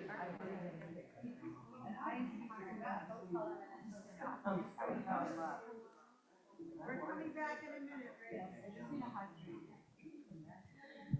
You know, yeah. If you guys want to learn a Zalman song, you can come take a seat.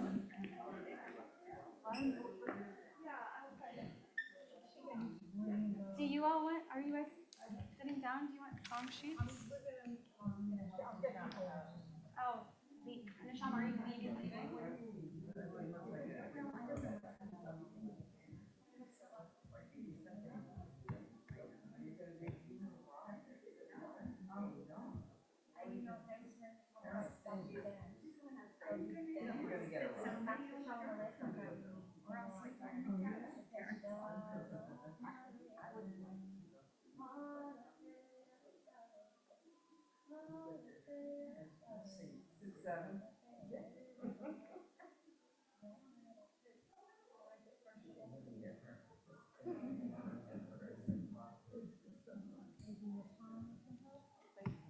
Okay, we are going to keep learning and singing now. Okay. Oh, of course. Clicking along.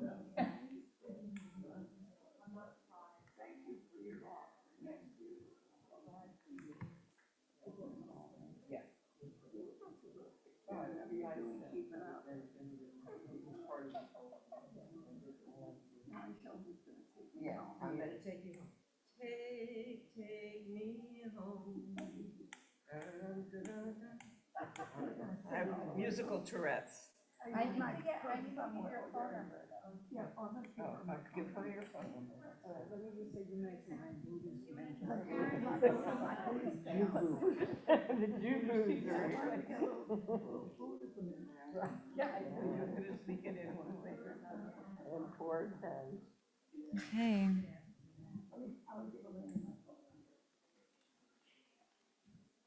Just gonna put this.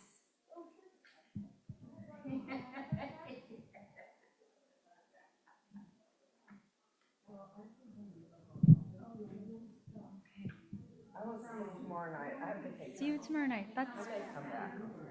whatever feels right for you.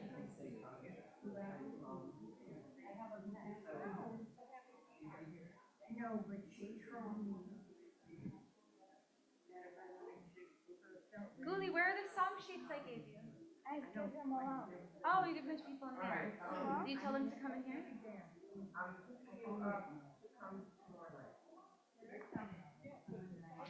You know, you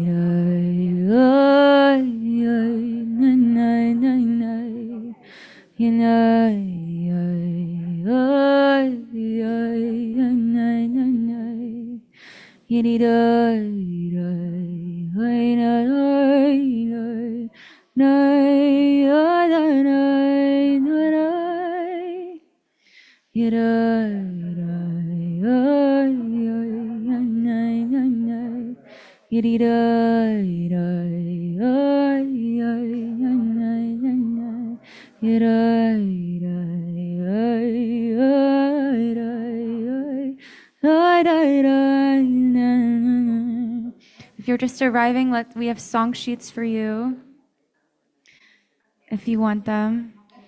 Do you want one? You have.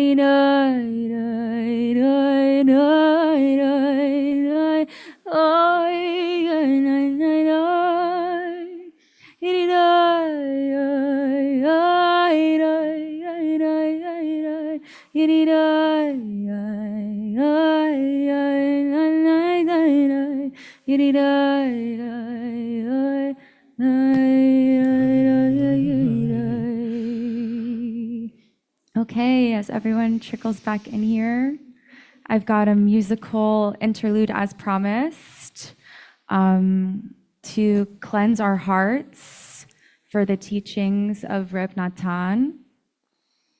So this is a song composed by Reb Zalman. And our very own Ruth Hirsch recently gave me this beautiful songbook. Really gorgeous. It's got all of these compositions by Reb Zalman, and we don't always think of him as a composer, and it's got photos that go with the compositions. And this is what it says in here. It says, this was one of Reb Zalman's most frequently sung songs, and Reb Zalman said that this was meant to be sung before learning Torah as a kind of mantric repetition. Cleansing the heart is a process that must be repeated over and over. There is no end to it. Each time we approach God in study or in prayer, among people or in nature, we must cleanse the heart, opening our God connection, so that what follows should not be in vain. Okay, so I'm going to teach you all this song, which he kind of collaged together different verses from different liturgical verses. So you all have the words. We'll start with just learning the first part. Okay. Purify our hearts so we may serve you in truth. v'toher libeinu, v'toher libeinu, v'toher libeinu, v'avdecha be'emet. Let's try that together. V'toher libeinu, v'toher libeinu, v'toher libeinu, le'avdecha be'emet. Second line is similar. V'toher libeinu, v'toher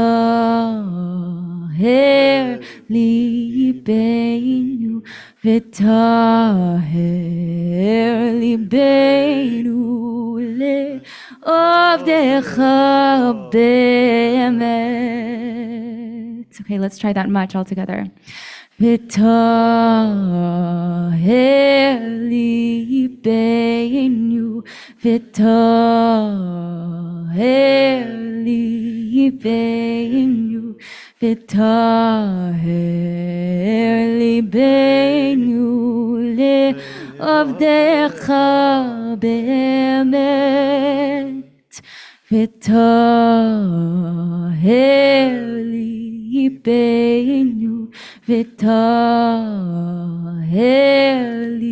libeinu, v'toher libeinu, le'avdecha be'emet. The next part. Leman lo nikalarik, leman lo nikalarik, velo nela behala, oila behala. Leman lo nikalarik, leman lo nikalarik, velo neler la behala. Let's try that much. Leman lo nikalarik, leman lo nikalarik, leman, sorry, velo neler la behala, oy la behala. Leman lo nikalarik, leman lo nikalarik, velo neler la behala. Okay, this next part is a little different. Mizeh ha'ish yerei Hashem. Mizeh ha'ish yerei Hashem.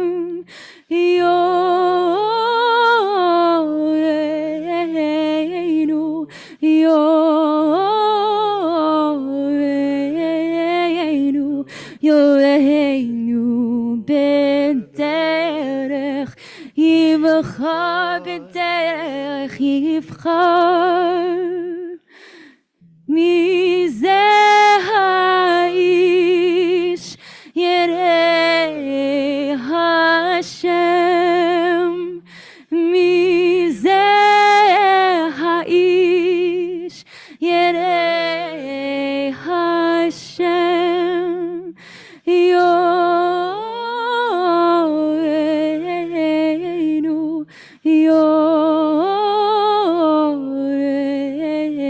yoreinu, yoreinu b'derech yivchar, b'derech yivchar.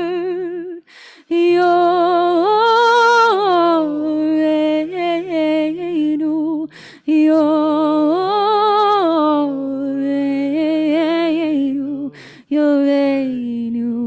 בדרך יבחר, למען לא נגלה ריק, למען לא נגלה ריק, למען לא נגלה ריק, ולא נלד לבהלה, אוי לבהלה, למען לא נגלה ריק, למען לא נגלה ריק, ולא נלד לבהלה.